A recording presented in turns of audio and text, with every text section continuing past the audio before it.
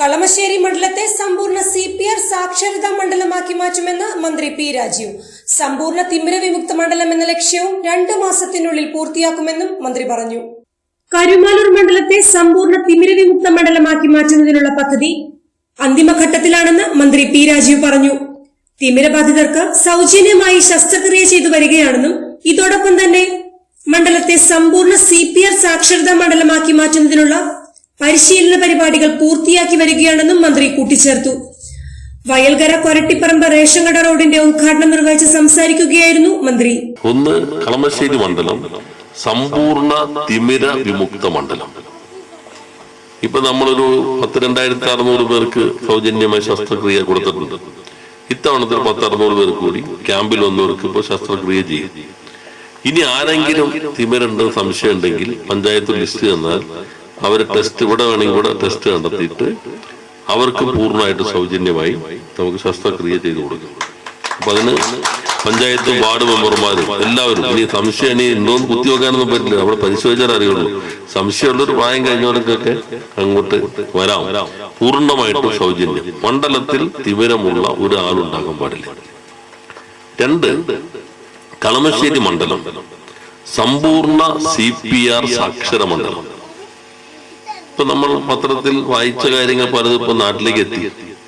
രാവിലെ ചിലപ്പോൾ ആളുകൾ വിളിക്കും, ഒരു 50 വയസ്സുള്ള ആൾ പെട്ടെന്ന് കുഴഞ്ഞു വീണു മരിച്ചു. ഈ കുഴഞ്ഞു വീണാൽ എന്ത് ചെയ്യും?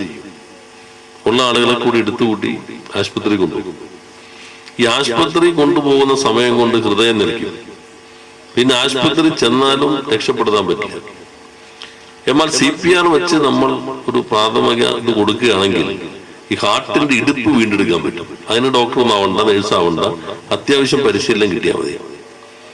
ആ പരിശീലനം ഉണ്ടെങ്കിൽ ഏതൊരാൾക്കും ജീവൻ രക്ഷിക്കാം.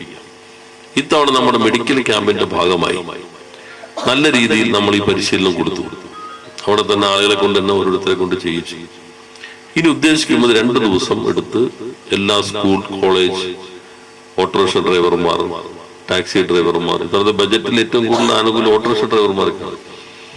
ഡീസൽ ഓട്ടോക്ക് മാറ്റാം, അത് ഇലക്ട്രിക് ഓട്ടോ 40,000 രൂപ കൊടുക്കും. പിന്നെ വായ്പ എടുത്താൽ അതിന്റെ പലിശയുടെ ഒരു ഭാഗം ഗവൺമെന്റ് ഏറ്റെടുക്കും. ഓട്ടോറിക്ഷ സ്റ്റാൻഡിനോട് ചേർന്ന് നല്ല ചാർജിങ് സ്റ്റേഷനുകൾ, ഓട്ടോറിക്ഷക്കാർക്കുള്ള ഇൻഷുറൻസ്, ഗ്രൂപ്പ് ഇൻഷുറൻസ്. അപ്പൊ ഈ ഓട്ടോറിക്ഷ, ടാക്സി, ചുമട്ടുതൊഴിലാളികൾ ഇവരെല്ലാം ഈ റൂട്ടിൽ തന്നെ ഉണ്ടാവുന്നവരായിരിക്കും. പെട്ടെന്ന് അവിടെ വന്നാൽ അവർക്ക് സഹായിക്കാം. കുടുംബശ്രീ യൂണിറ്റ് എല്ലാവർക്കും ട്രെയിനിങ് കൊടുക്കാം. റെസിഡൻസ് അസോസിയേഷനുകൾ വിളിച്ചാൽ അവർക്ക് ട്രെയിനിങ് കൊടുക്കാം. അപ്പോൾ പഞ്ചായത്ത് കൂടി സഹകരിച്ച് ഒരു ചാർട്ട് ഉണ്ടാക്കുകയാണെങ്കിൽ നിങ്ങളുടെ പഞ്ചായത്തും നമുക്ക് സമ്പൂർണ്ണ CPR സാക്ഷര പഞ്ചായത്താക്കാം. എല്ലാ പഞ്ചായത്തും മുനിസിപ്പാലിറ്റിയും സമ്പൂർണ്ണമാകുമ്പോൾ മണ്ഡലവും നമുക്ക് സമ്പൂർണ്ണ CPR സാക്ഷര മണ്ഡലമാക്കാൻ കഴിയുന്ന പദ്ധതി ഇപ്പോൾ ഇവിടെ ആരംഭിച്ചു കഴിഞ്ഞിട്ടുണ്ട്. അതില് നല്ല രീതിയിൽ നിങ്ങളുടെ സഹകരണം ഉണ്ടാകണം.